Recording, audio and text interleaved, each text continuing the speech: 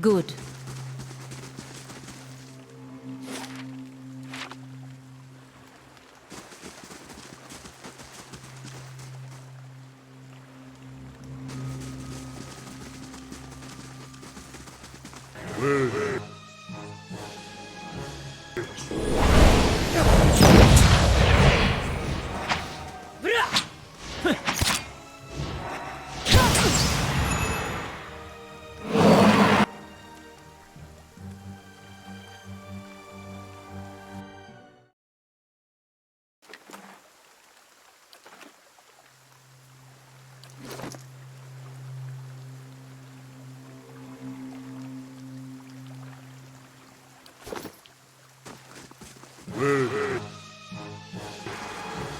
Ha!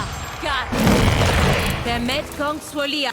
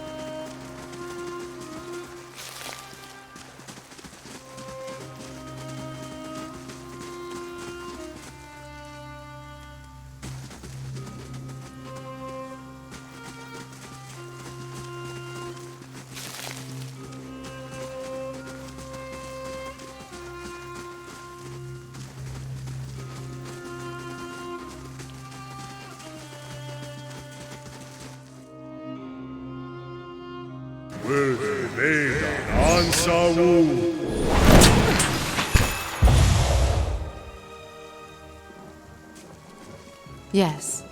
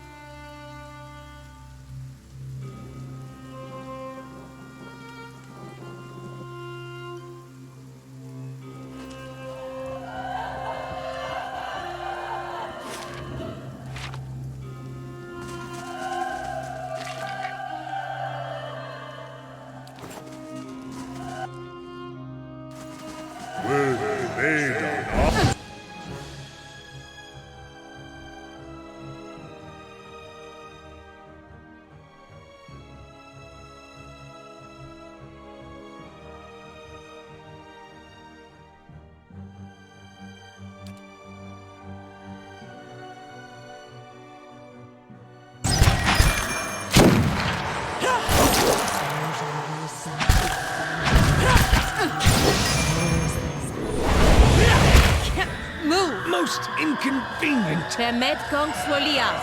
Permet. Will they lay an answer?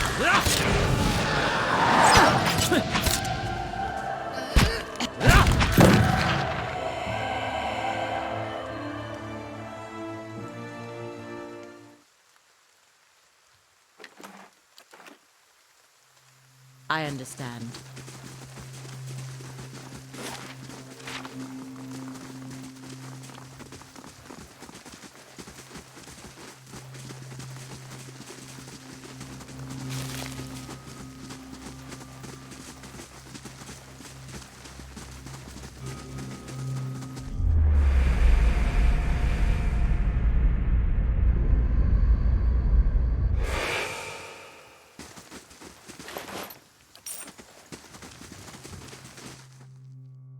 Will they lay...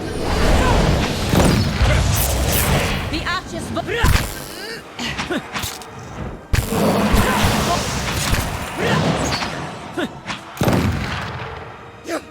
The archers vox converano. Got him.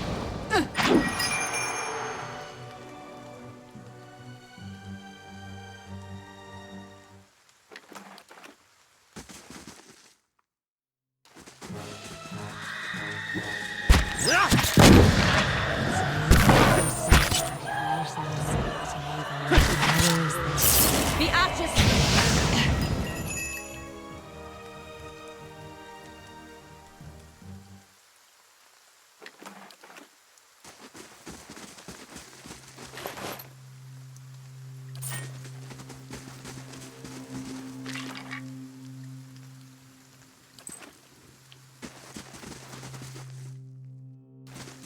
Will they lay an answer?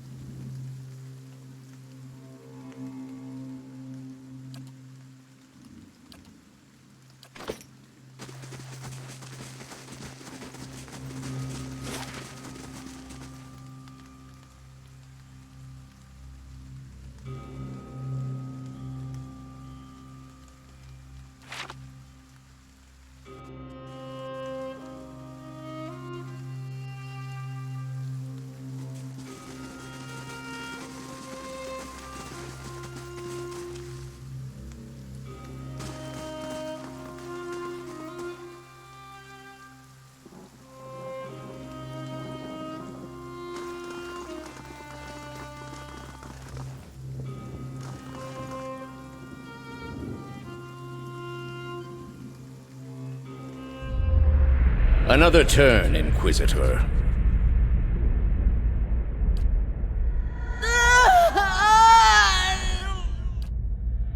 I ask again, Jovara Ixensios, do you confess to these heresies of which you stand accused?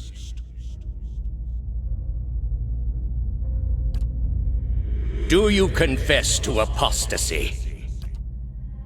I confess to renouncing a mistake. Do you confess to conspiracy against the one true faith? I confess to opening minds. Do you confess to false prophecy? I confess to following a false prophet. Indeed. And where might we find this heretic? He wears the robes of a Grand Inquisitor. You have no followers here, heretic. Your lies hold no sway in the court of the penitents. Only my truth, then. Another turn.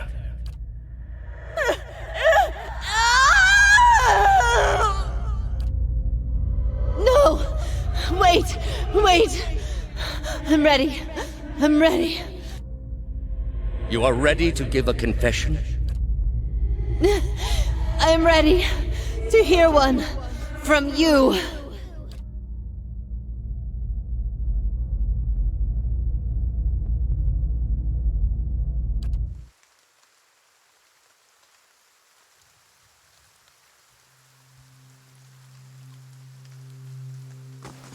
If this doesn't inspire faith in the gods, I don't know what will.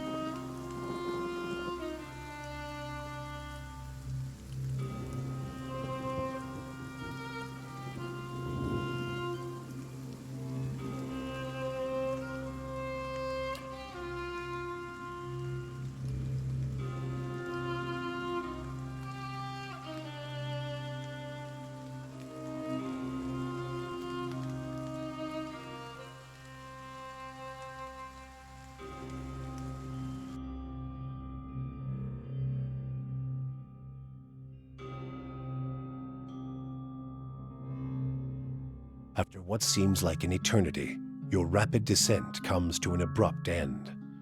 You remain still for a moment while your heart settles and your eyes adjust, breathing in stale, forgotten air. Before you, a narrow and eroded walkway becomes faintly visible in the dim light, cutting a winding path through a cavern so expansive it seems a world unto itself. In the distance, you can make out the cold gleam of living Adra veins that spike and fork in and out of view from the murky depths beneath. Their glow a faint and fleeting guide along the ancient trail. You look above at the opening you jumped through, now barely a speck of light like some distant star alone in the cosmos and forever out of reach. Your only way lies ahead. Well, that went better than I expected. That was bracing. This place is cursed.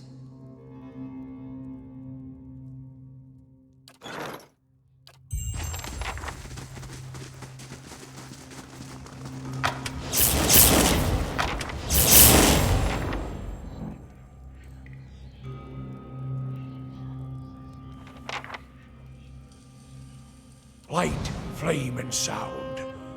We'll keep to ourselves.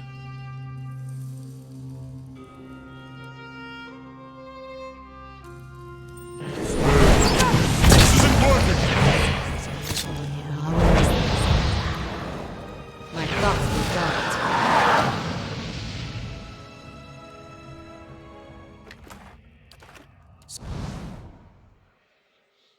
Slowly now. Not even slowing it down!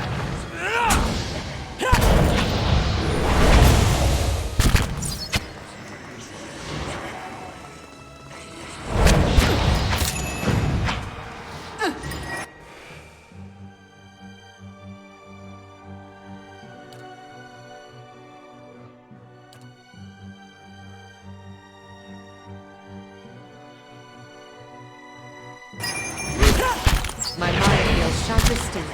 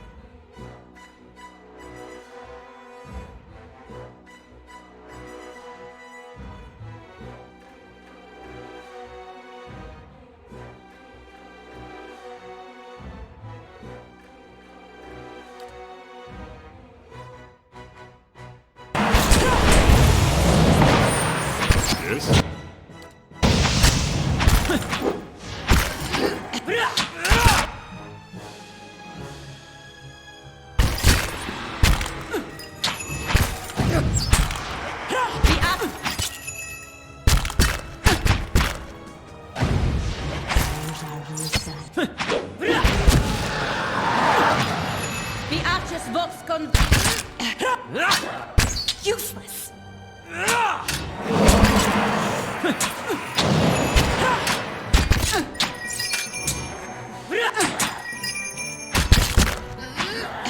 For the Republic!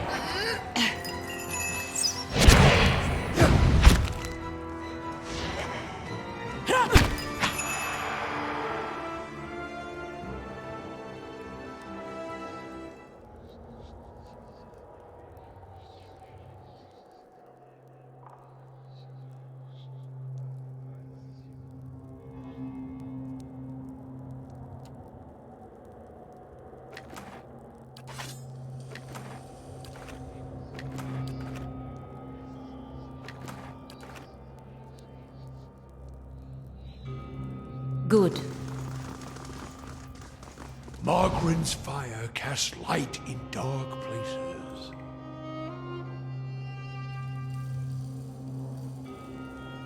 Following your lead.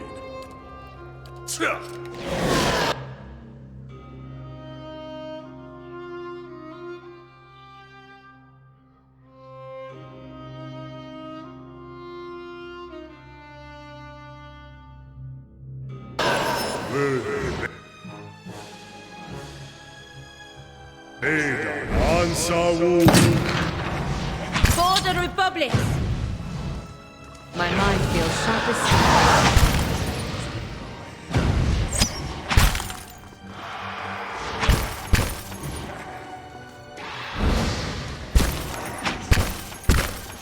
For the Republic! Useless! Not even...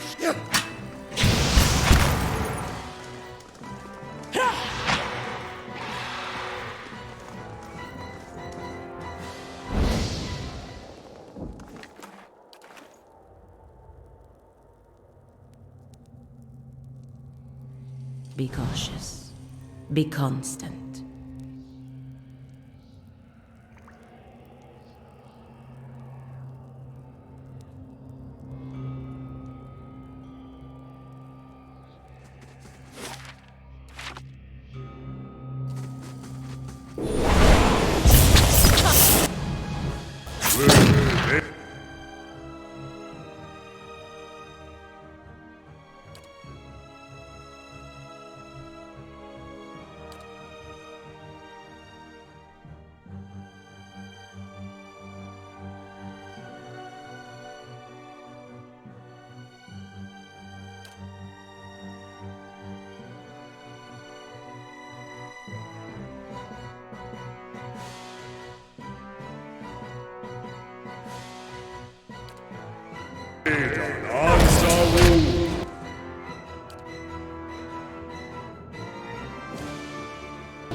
Mow it.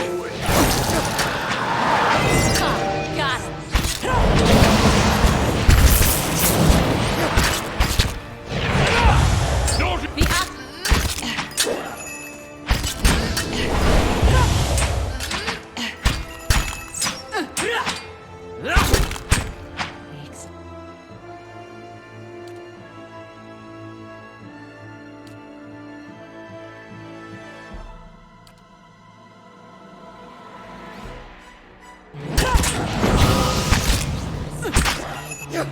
Der Medco...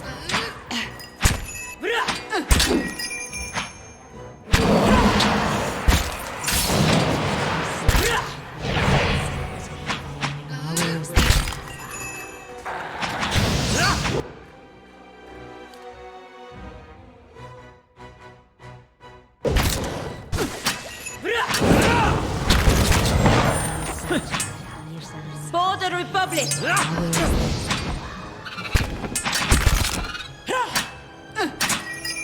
This isn't what...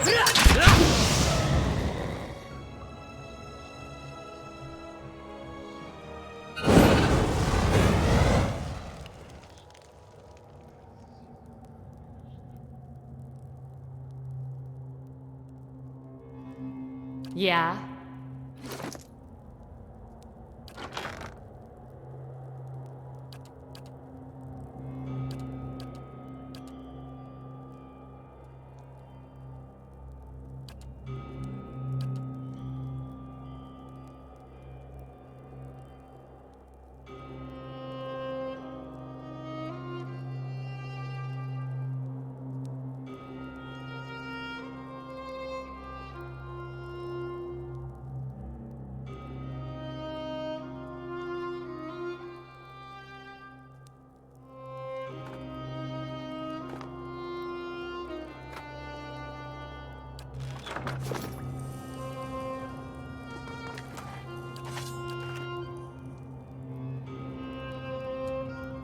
I understand. And what does the flame reveal? Why not? There! Done!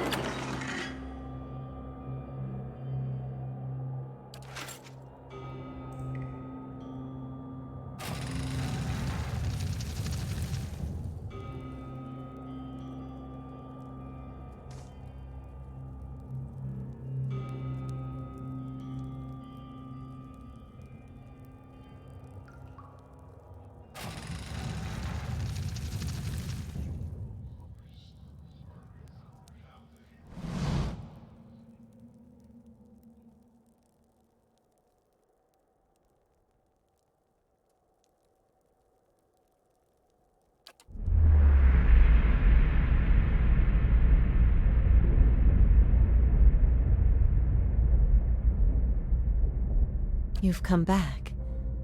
I had thought to have set you on the right path ages ago. Or did I merely fail a second time? You are so different now from who you were then, yet much remains the same. Old troubles with a new face. What is it that has brought you here?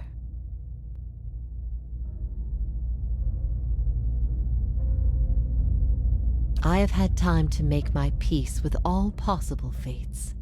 There is little anyone could do to cause me distress now. But your threats are unnecessary. I will help you now. I can only guess your presence here has something to do with Theos.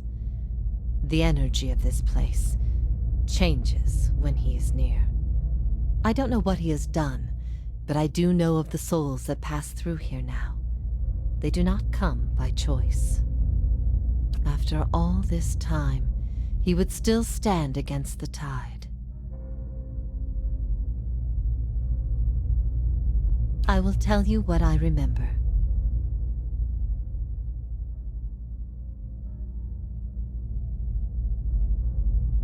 I can see his influence, still hanging like a weight about your neck. So it always was. It was just after the trial. You were agitated. I think because you started to consider that what I was teaching may have been true.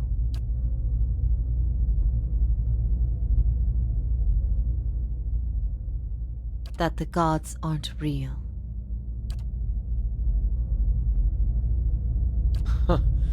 I'd dreaded the idea from the moment the Delimgon suggested it. And yet, it almost feels like a relief. Perhaps not to her. Many are those whom the gods have scorned. This is petty retribution. There's a theory puts my boldest to shame. But we ourselves have seen the gods' influence. What I taught was that the gods whose faith we had been spreading were not gods at all, but something else entirely. Something created by people.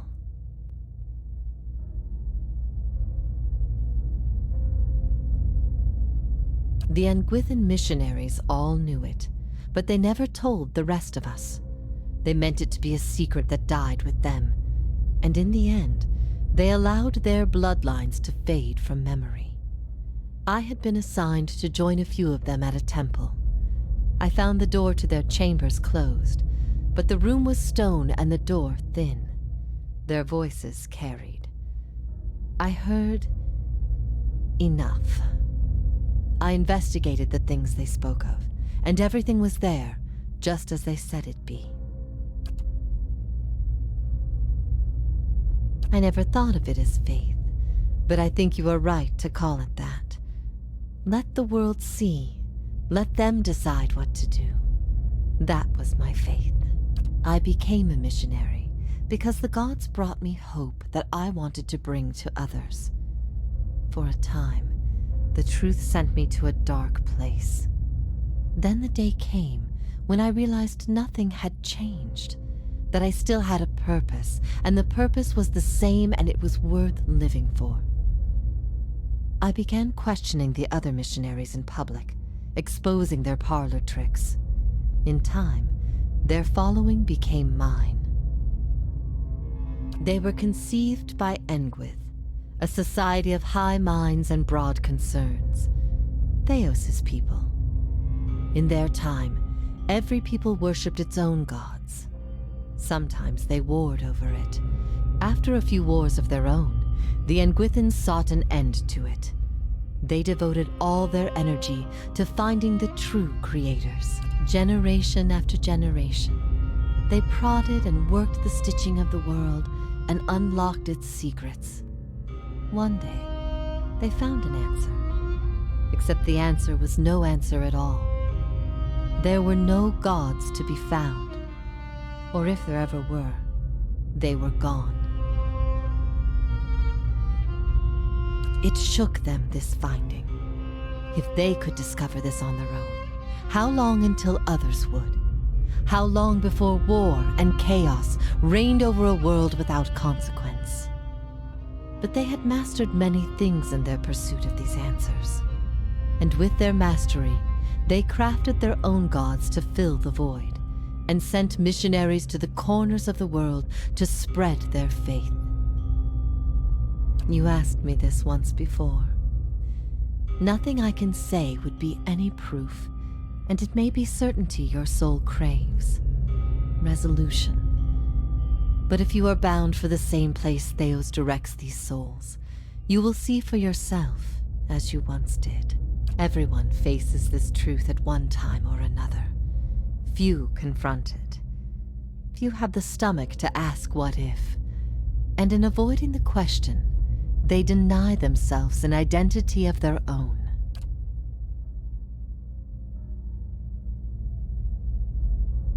What if it were forbidden knowledge rather than fault that earned your doom? What of your guilt?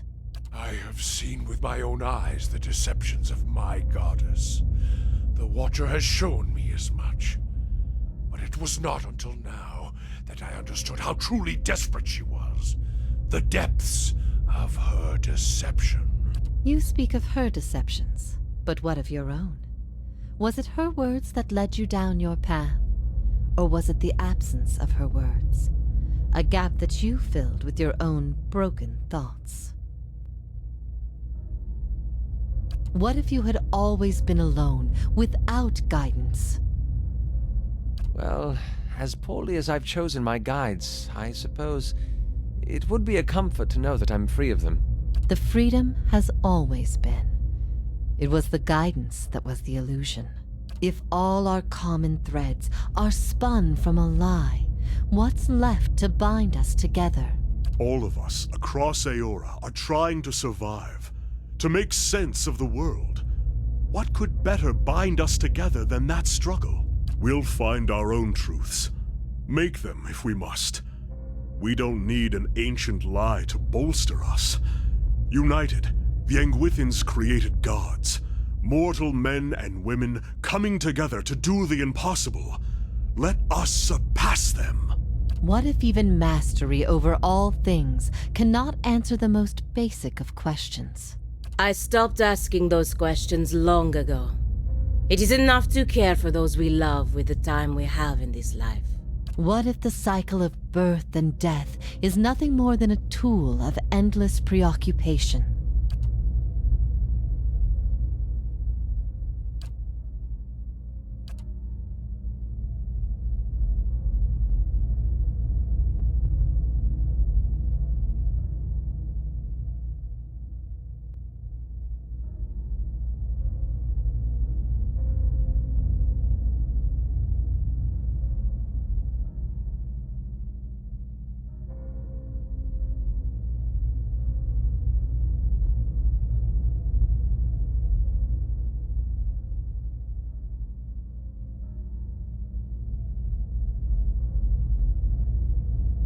It's the trials, Watcher, that make us what we are. Have I not always said so? Yet strength is not given, but earned, and always in proportion to its cost. What will you sacrifice for yours, and who will pay the toll? I ask these things not to trouble you, but to show why they must be confronted. No answer is simple, but somewhere between them all lies a truth so beautiful, not even a god could conceive it. Do we not owe ourselves a chance to find our part in it?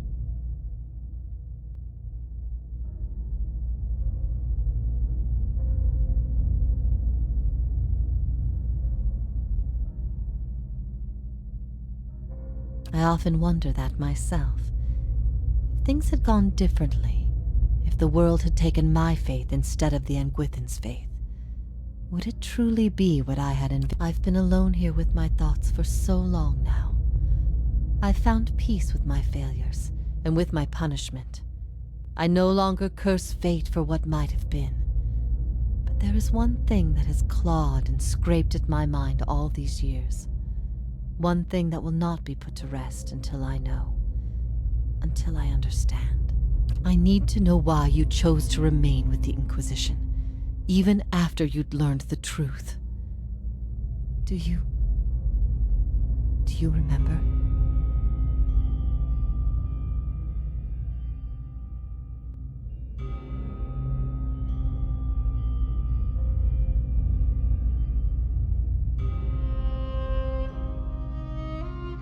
All these years thinking about it, I don't think I ever imagined you did it without cause.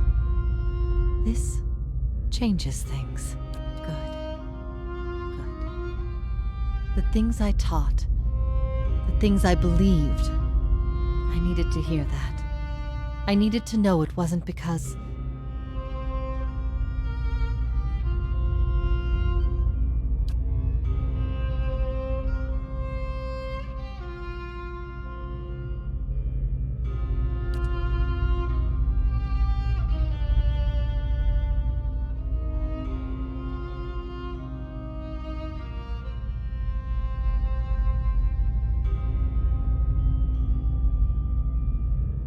We knew little of each other before you arrived at my camp.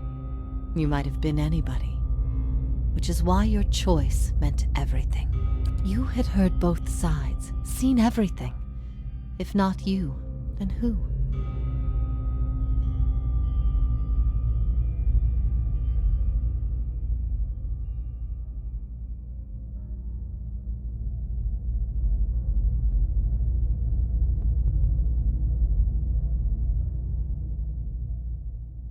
I expected dissent, but I needed to know that true faith would prevail. Perhaps I've been wrong to place so much importance on one person's actions. Even knowing what you've told me, some part of me knows it doesn't truly answer what I wished to know, nor will an eternity of silent contemplation. And what of your understanding of our past? Are you at ease with the choice you made? At first I thought this might be the source of your soul's anguish, but now I see I was mistaken. You are not divided on this matter. You have put it behind you. It is with Theos that your agony lies, in sun and shadow. Your questions are not for me, but for him. And it may be that only an answer from the mouth of Theos himself will satisfy your needs. Yet if there is anything I can tell you that would be of use, ask and you shall know.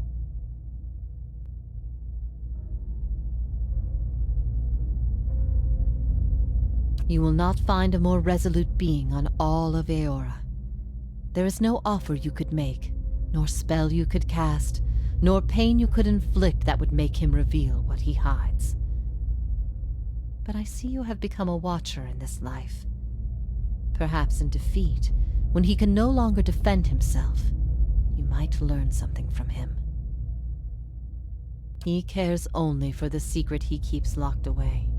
He destroys anyone who might. That's why he's always favored Woedica. It isn't in her love of promises or justice. It's her disregard for the rules. Her willingness to do what is necessary. To Theos, she's not a deity, but an ally with which to conspire. When her power waxes, she does as she pleases with this realm, as well as hers. And she wants that secret guarded as much. If Theos succeeds, there will be a shift in the balance of power among the gods. Woedica was vanquished once, when the other gods decided she had gone too far, and her power diminished. With this infusion, there is no telling what she will do. I could not say for sure, But you have been to Sun and Shadow before, and it came at a crossroads in your life, when much of what you knew had been upended. I have to believe it will come to you there. His words mattered to you when you knew him then. After you and I spoke, you went immediately to seek him out. Perhaps you simply sought confirmation from the man you trusted. If something from that time still troubles you, it may be something he told you then.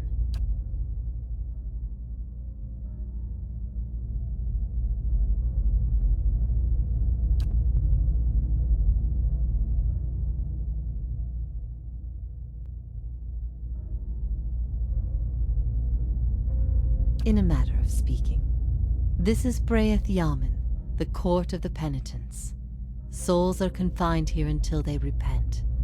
They must beg the forgiveness of a god, pledge their soul to them, and they will be lifted from this place to the world above. In truth, they receive leniency, but not true mercy. The spite of Woedica is eternal. This prison was full once in the days of the Inquisition, but time weathers all things, even will. I'm the only tenant who remains. Yet, I feel their presence strongly now, as it was in the beginning.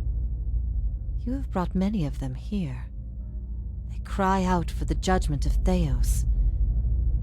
You have struck some bargain with the gods, then. They aid you because they would bend you to their own purposes. Engwith built gods from ideals, and an ideal on its own is a grotesque and vicious thing. But these souls, these forgiven the gods have bequeathed you like chattel. They were loyal followers in life. They will be with you to the very end. Last time someone asked me that, I was bound to an iron wheel with a broken spine. There are many things I've come to doubt about the choices I made in life, but that trial was my one moment of certainty. Even without a chorus of gods to tell me I had been right, the gods need to be reminded that we have a spirit, and that spirit is proof against their power. They have the power to manipulate and confuse and ruin us, but not to change our will. I will remain here until the world crumbles and fades from existence with joy in my heart, knowing I've shown them what they truly are. Theos will not wait for you. If you do not catch up to him now, you may never find him again.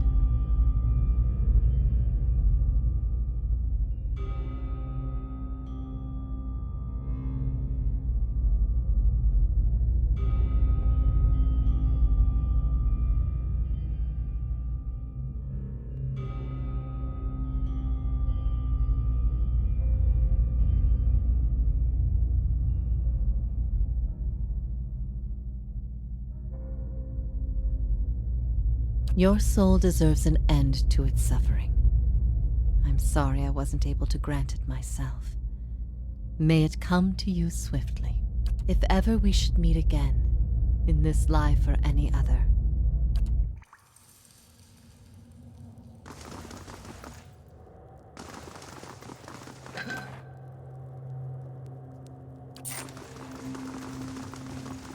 Be cautious. Be constant.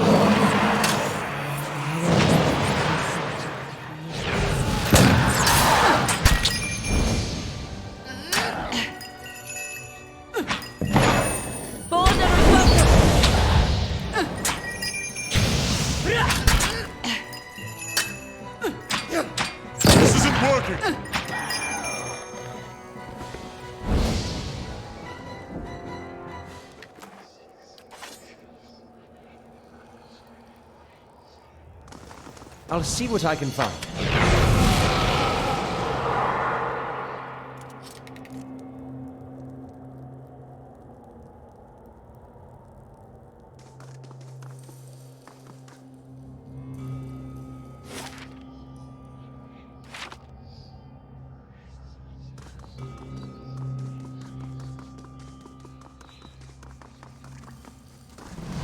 eyes open.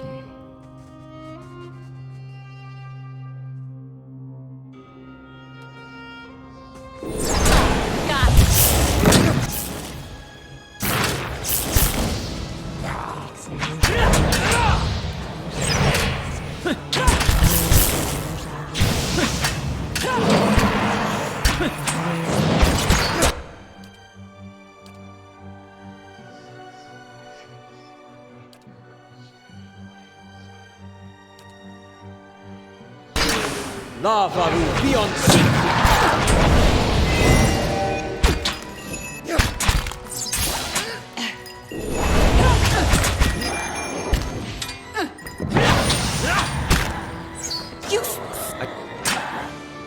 Not even...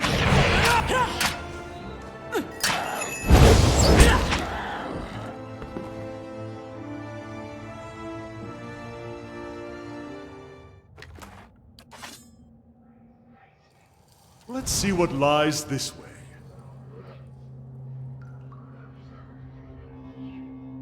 Would you look at this?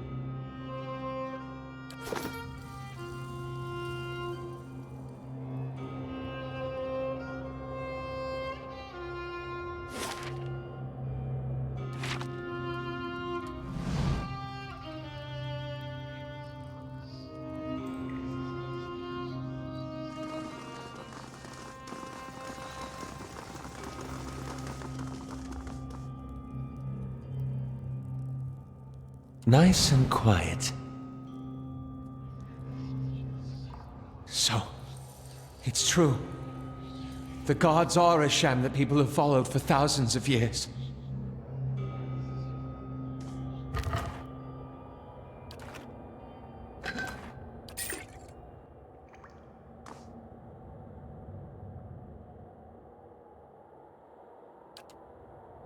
We've been lied to. Our whole lives, and many lives before that. And it's led us to put our faith in a pantheon of gods that never deserved it in the first place.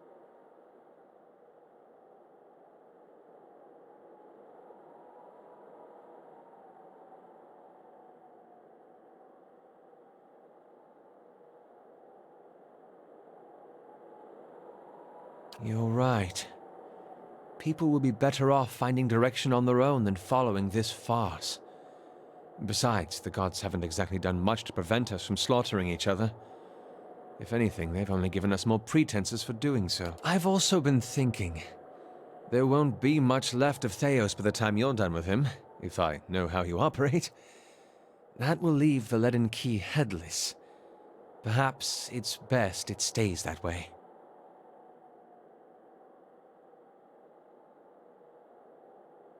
Then let's face Theos.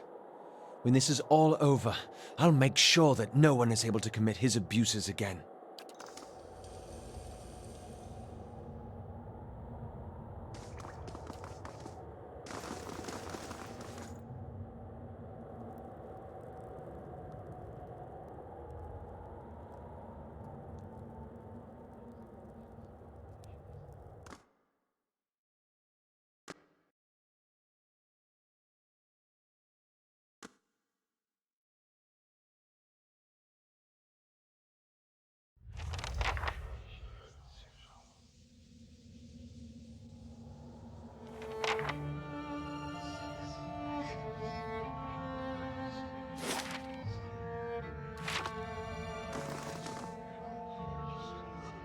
These ruins, like a great grave for a soul.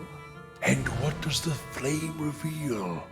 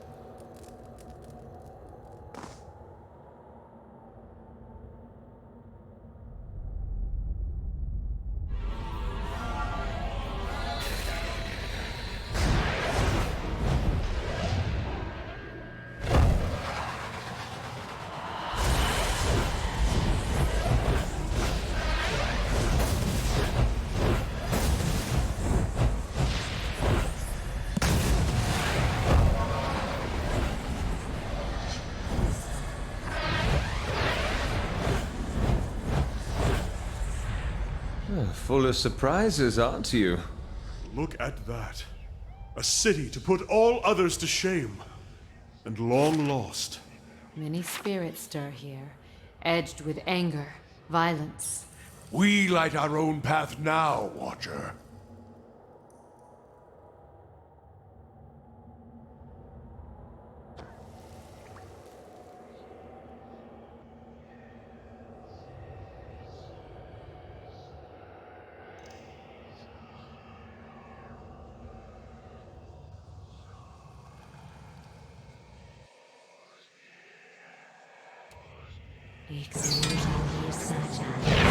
Don't even slow it!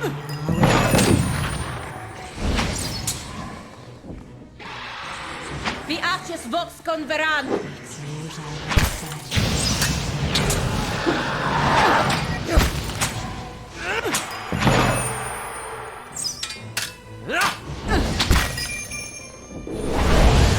Vi aces vox converan!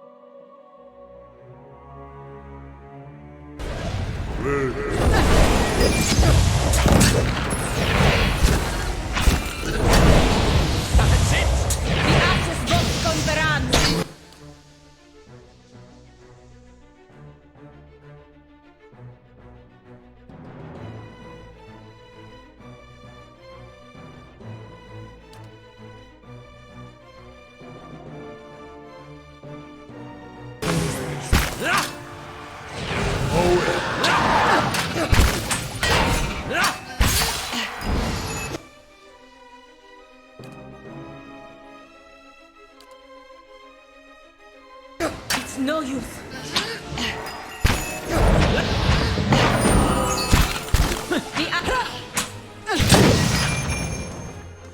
Not even slowing it down! Permet gongs. Lavaru, be on...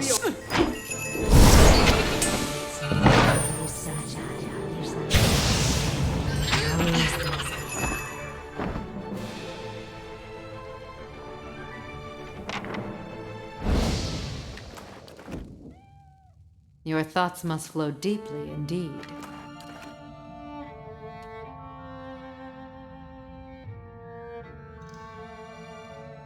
Good.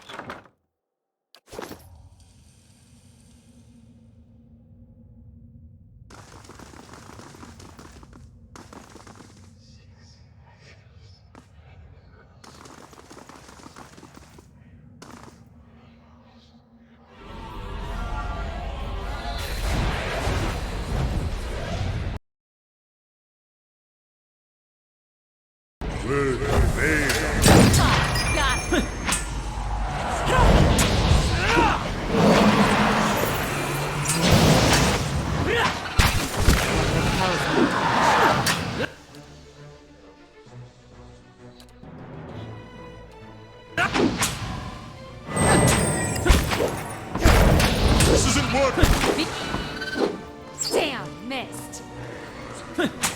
Not enough, boy!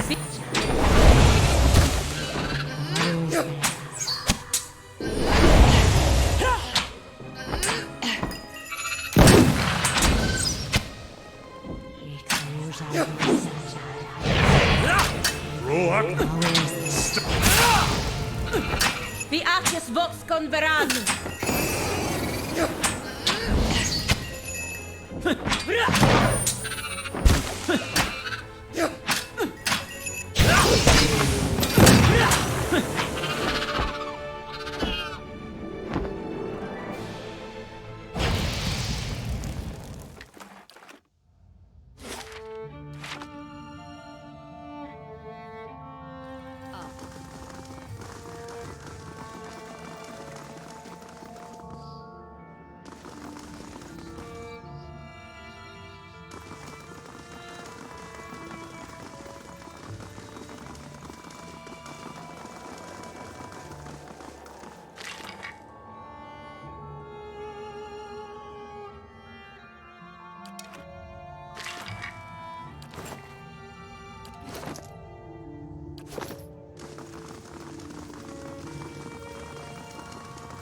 They shall see nothing while I see much.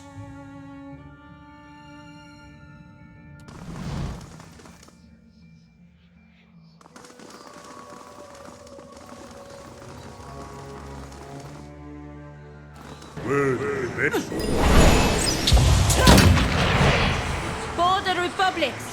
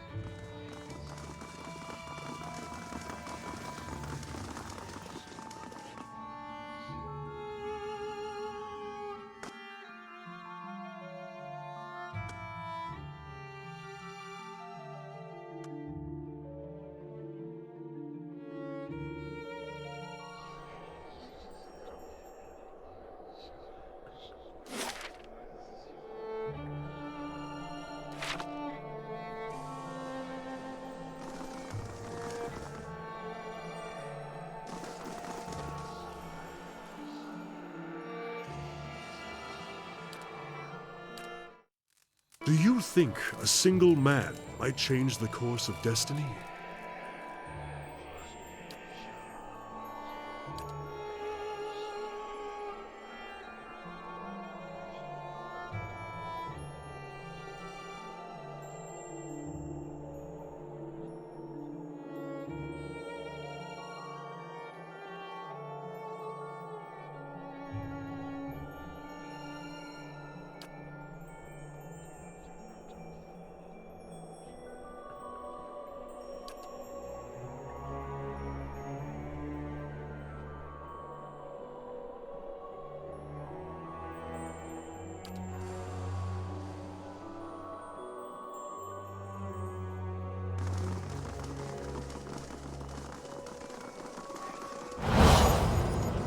Are you ready?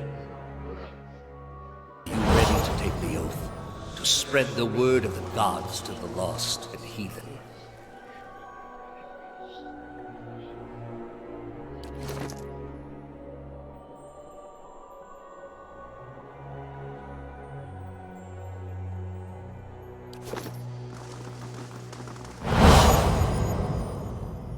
I am trusting you to remain loyal to the gods in this.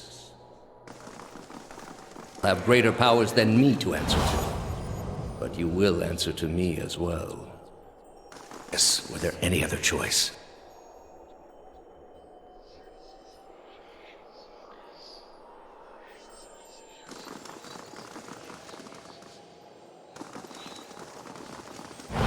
This is a missionary, same as I was. Taught the wrong things as I was. Yes.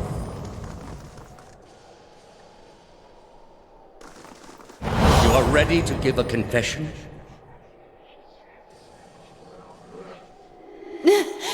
I'm ready to hear one from you.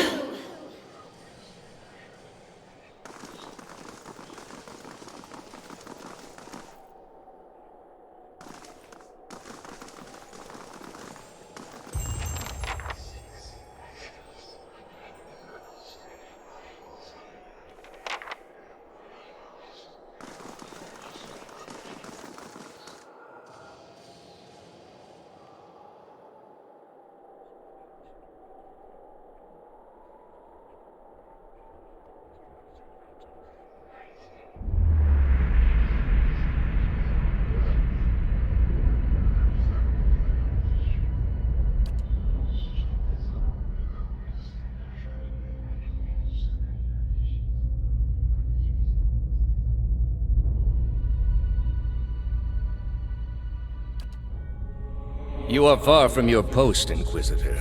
What brings you here?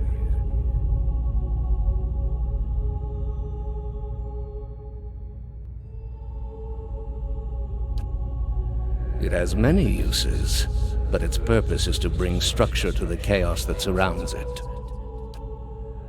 That woman sought only to destroy the foundations of peace and civility that my people sacrificed everything to build. We are in a sanctum holy to Utica. There are others like it in service to the other gods. I come here often to pray for her counsel, and in this space I may be assured that she hears me. They are monuments to Utica's greatest servants among my people. I hope to join them myself one day, but my work is not yet complete. The Inquisition was based on the need to cut the flesh from a rotting wound.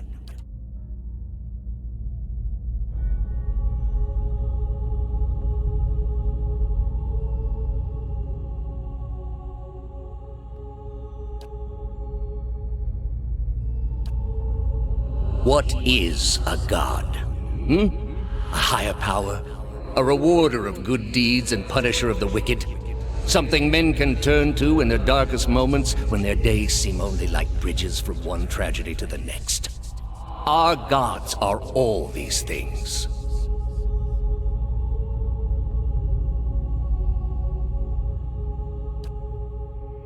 We are in a sacred place within earshot of the gods themselves. This is not the time. You've been through much these past few months. You will return home and you will rest. When you feel you have recovered, you may rejoin us at the trials. The Inquisition is far from over, and I will have need of you. There are many who continue to spread the lies of the apostate. The Inquisition will not end until we have pronounced judgment on all of them.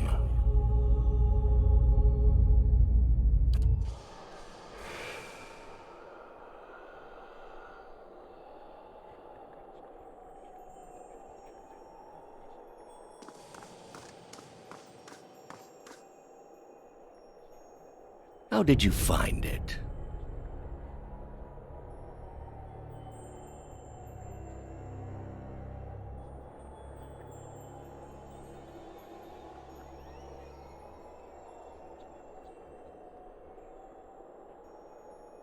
Another in a string of acts of petty defiance. For all her knowledge, she always preferred spite over reason.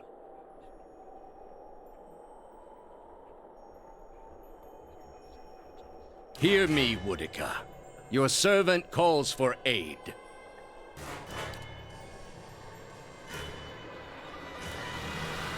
Roach 10!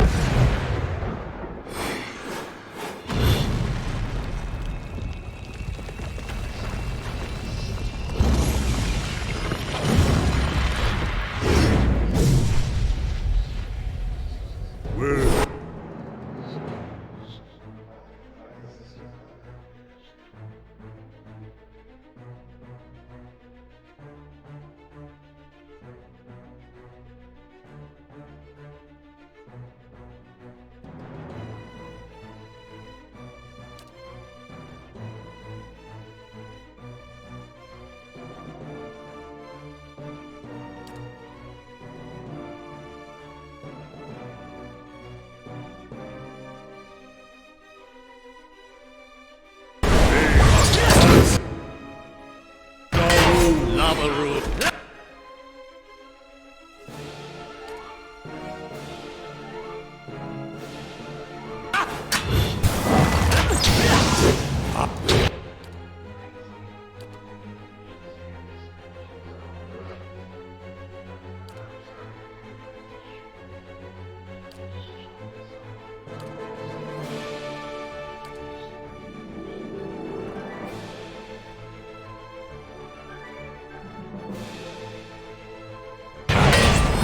Stunde Boxenland.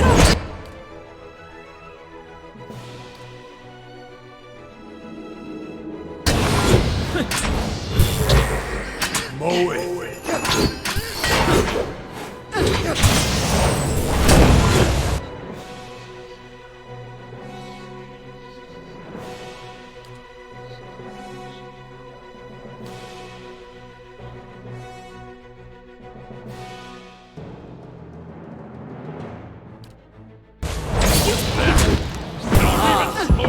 Navaru beyond.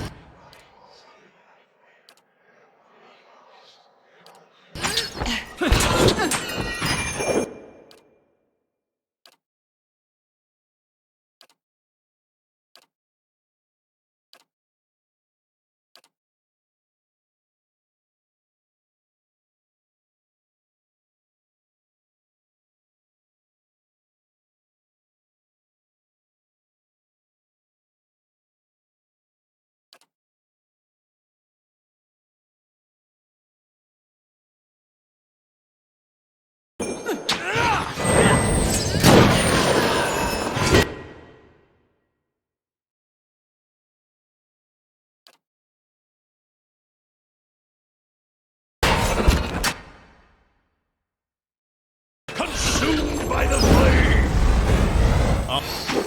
Thank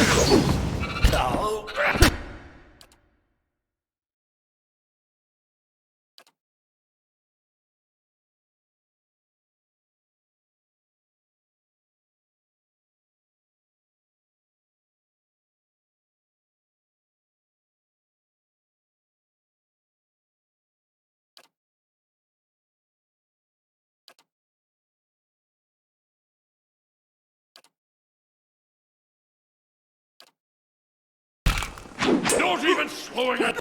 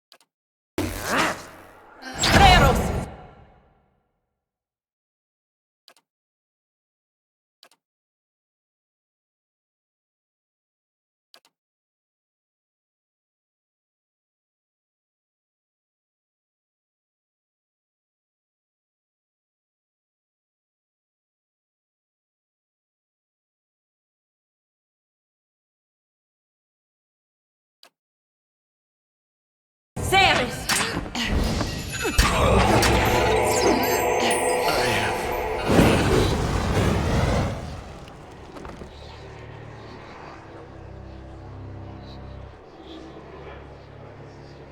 All those lifetimes spent to preserve a single vital secret. I would expect a man to reconsider his choices after the first 500 years. That's the servant down, and the mistress still to go. A good start, worthy of being built upon. Thousands of souls he has tortured. Would that he could live those sufferings 1,000 times himself. Theos followed his mistress's orders too well. I don't know if it's a blessing or a curse that he will remember this again one day, after he makes it through the wheel. He spent his lives, more than any of us will ever know. For what? Binding the world to a lie. Could a man like that ever be redeemed?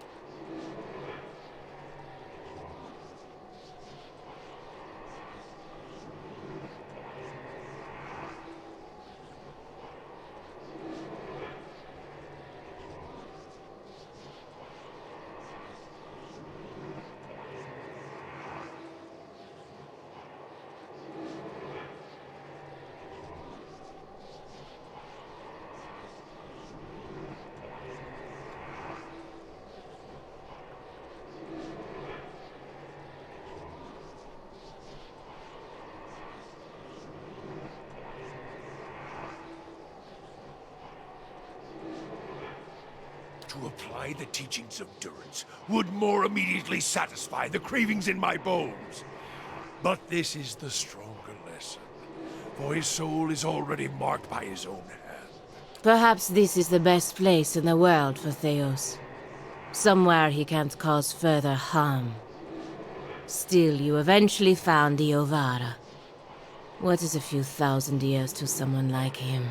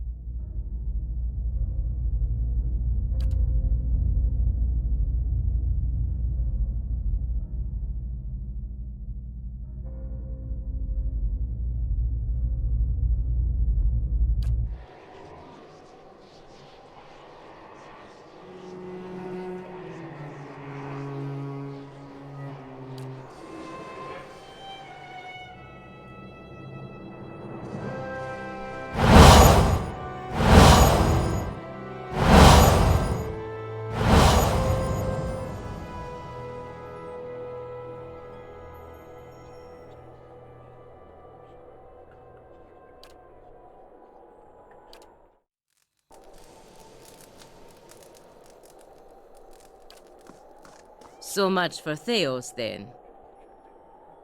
Now you have a chance to set things right, back to the proper order of things. It will take the Dyrwood generations to recover, but at least these souls will find their way back to the wheel, as it should be. Astounding. I always knew the Leaden Key stood for something big, but I didn't quite realize what I'd gotten myself into. And now, you're in the middle of something even bigger. With a decision that will affect millions. But even if you send the souls somewhere specific now, who knows what the next turn of the wheel will make of them? We can't really control what happens to them. Nor should we try. I had to see the monster Theos had become to realize that. It's your decision, of course.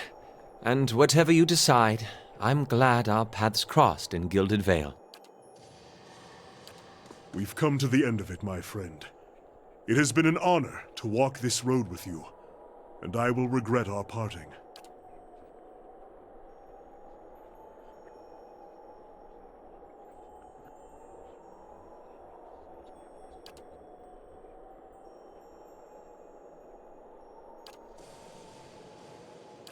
Ah, the end of the road greets us at last.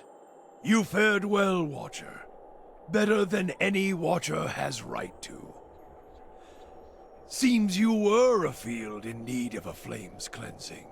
Would that my own trial had produced such an outcome. I had figured myself for the field all this time.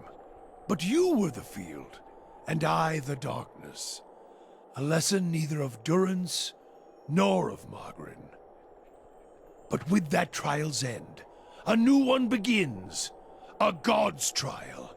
And I will stand in judgment without mercy. Theos may be gone, but his crimes, the wounds he has inflicted, remain. Yet before you lies an opportunity to heal, to restore. Only through the healing of families, repairing the bonds between parent and child, reforging the shattered links between generations, can the Dyrwood be knit whole once more. People will long remember the legacy. Let them also remember the healing that followed.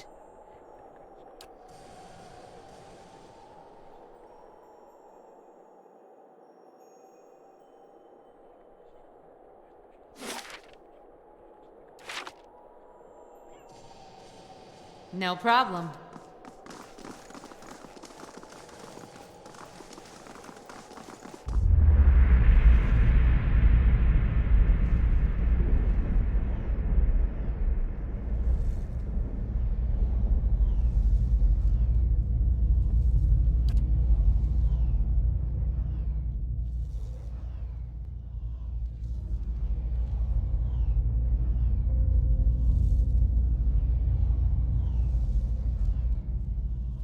You know something of quiet servitude, Watcher.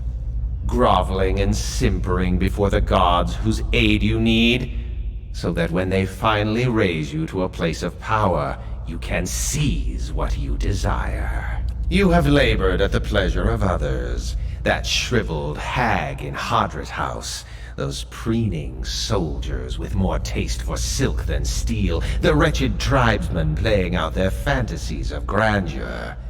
And then you cowered and knelt before the gods themselves, begging one paltry favor and receiving riddles and visions in response.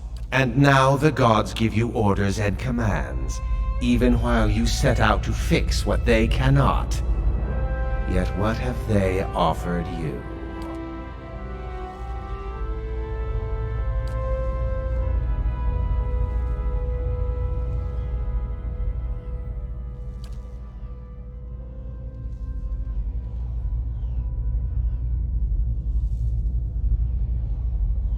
The exiled queen is not an ungrateful patron.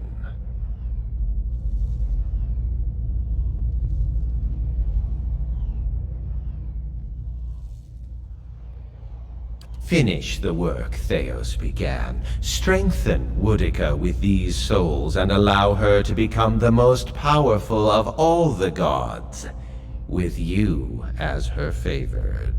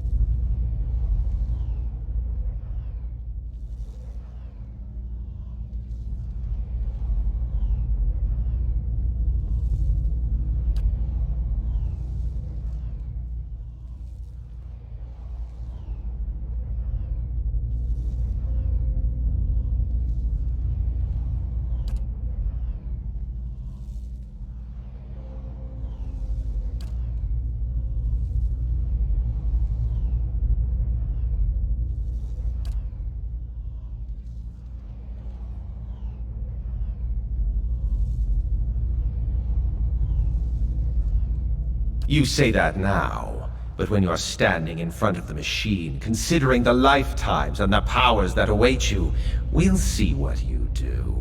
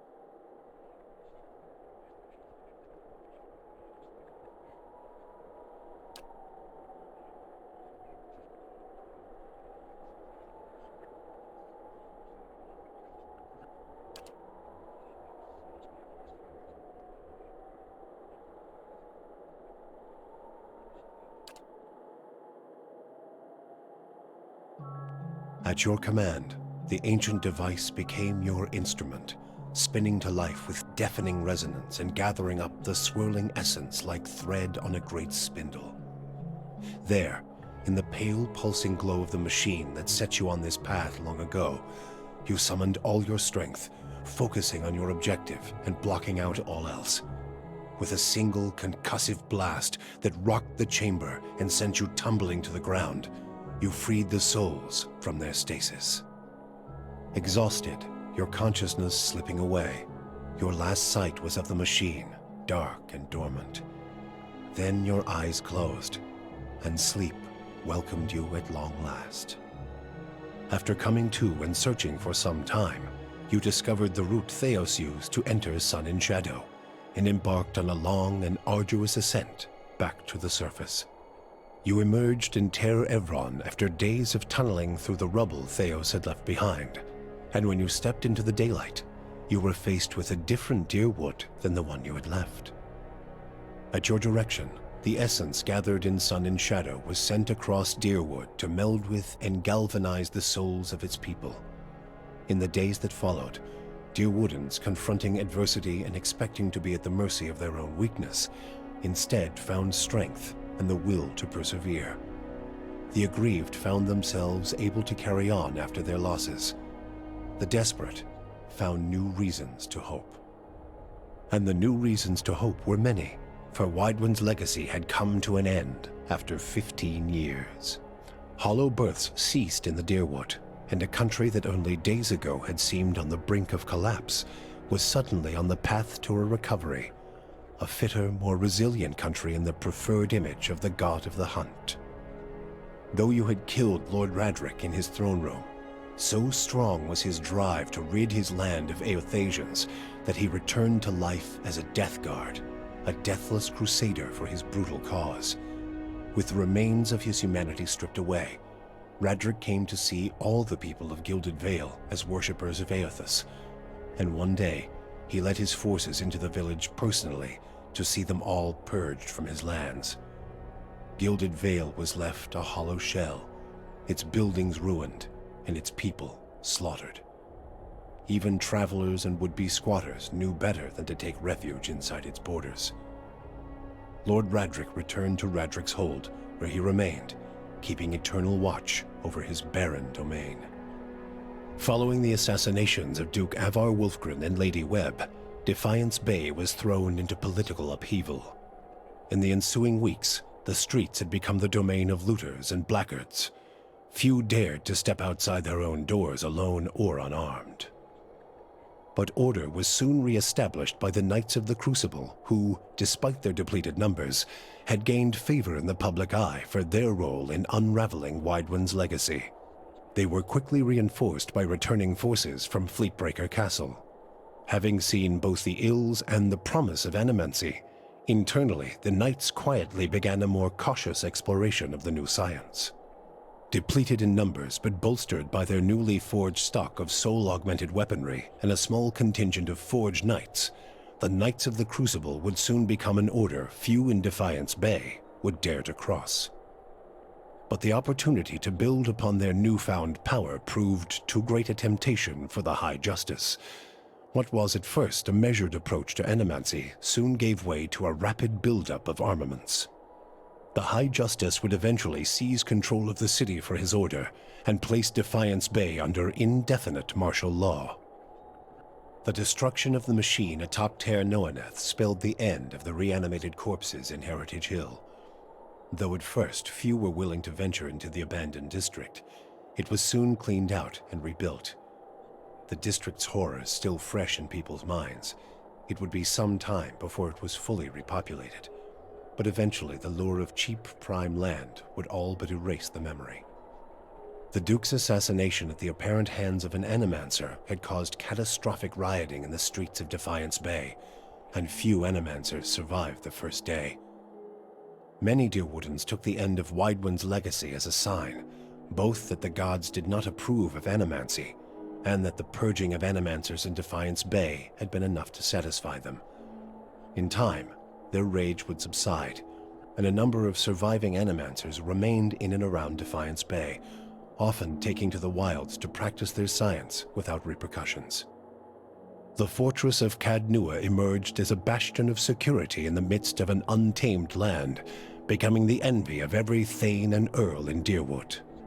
Legend grew over time of its impregnability, and stories of formidable invaders easily scattered by the keep's defenses became popular around the hearths of Dyrwoodanians. Likewise, it also became a beacon to travelers, merchants, and visiting dignitaries alike. Reputed as the finest fortress in all Dyrwood, people would journey from near and distant lands alike to experience its fabled hospitality and grandeur. Pelagina had followed her orders from the Duke's bells, helping establish an exclusive trade arrangement between the Valian republics and the tribes of Air Glanfath. Strengthened by the Watcher's gift of souls, The furious Dirwoodens waged war against the Republics for 2 long years. The Republics gained a great deal of wealth in trade, but suffered the loss of many trade vessels and thousands of lives. Several of the ducal families lost favor with their citizens. Riots in Salona claimed the life of that city's duke, and the other duke's bells were pressured into relinquishing their exclusive trade rights to end the conflict with the Dyrwood. Pallegina had been honored for her service at the opening of trade, but her reputation among the dukes and within the Brotherhood was not tarnished by what followed. When the dust settled in Sun and Shadow, Aloth looked upon the remains of Theos Ixarchanon, his former master. He saw where the Grand Master had gone wrong and what would be required to undo the harm Theos had wrought. With a flick of his wrist, he burned Theos's robe, headdress, and every other symbol of the man's power. Never again, he vowed, should Kith live in fear and blind obedience to an authority they did not understand. Armed with the knowledge and courage he had gained on his journeys with the Watcher, he set out on the long and lonely task of dismantling the Leaden Key. With both their aims fulfilled, Kana Rua bid the Watcher farewell and sailed back to his beloved Rawatai. There, he reported on his findings to the Lore College. Kana spoke of the Engwithan people, describing both their vile experiments and their inspiring accomplishments. He spoke too of the destruction of the tablet by the Leaden Key, and the group's efforts to erase the Engwithan legacy from the world. Both inspiration and cautionary tales, he said, could be found in the world beyond Rawatai's borders. Kana urged his people to continue to pursue knowledge abroad, so that the lessons found there might benefit Tekoa. Kana's inability to prove his theory of Engwithan influence diminished his academic standing, but his passion drew much interest from those less concerned with degrees. Kana swiftly became an influential figure in the move toward a more collaborative approach to expansion on the northern continent. In his personal life, he came to enjoy the reputation of an affable eccentric, willing to share grand and impossible secrets, along with a drink and a song. With Theos defeated and the souls released from Sun and Shadow, healthy children were born once again in the Dyrwood. The grieving mother sought a place where she might do penance for the birthing bell. She returned to Dyrford, where, to the astonishment of the villagers, she delivered the first healthy child in over a decade. She remained there, and with each new birth, she saw a measure of hope restored to the Dyrwood and a measure of grace for her own troubled past. Durrance used Magrin's strength only until Theos had been cast from the world, and then swore off her influence entirely. Regret came to weigh heavily on his mind, and a man who had never previously lacked for words or opinions came to embrace silence and contemplation. He continued to wander, penniless and destitute, searching now not for the reason for his goddess's silence, but for a mechanism for revenge. The charred robes he continued to wear as a reminder that he had been burned by his goddess, and not just by the flames of the Godhammer. Yu and Sagani never found Persoc together. The Adra figurine had gone dark by the time they emerged from Sun and Shadow, and it was another month before Sagani finally accepted that Persoc's trail had gone cold again. Her search took her beyond the Dyrwood and as far as the Living Lands. She saw the great coastal cities of Rawatai and the ruins of Old Valia, absorbing the details of these strange and distant lands. 20 years passed before the Adra figurine finally glowed again. When it did, she followed its signal to a quiet hamlet on the outskirts of Adir. There, she met a young farmer and told her of her past as an elder of Masuk. Sagani returned to a village that had forgotten her face, but remembered her story. Masuk greeted her with cautious warmth, and Sagani found that their ways had become strange to her. She also learned that Kalu had perished of winter fever a few years before, and her middle child, Najuo, had died in a raid. But she found her daughter Yakona a hunter and mother of 3, and her son Malak a builder of mighty walls. In them, she came to find her place in the village and the familiar contours of a world that had changed in her absence. For you, the death of Theos brought an end to your waking visions, and a silence to the whispers of the past. In their absence, you were able to sleep. The questions of a distant lifetime ceased to trouble your soul. All that remained was what to make of the answer. But at the moment, there was little to be done, and the matter would have to wait. A long journey loomed ahead.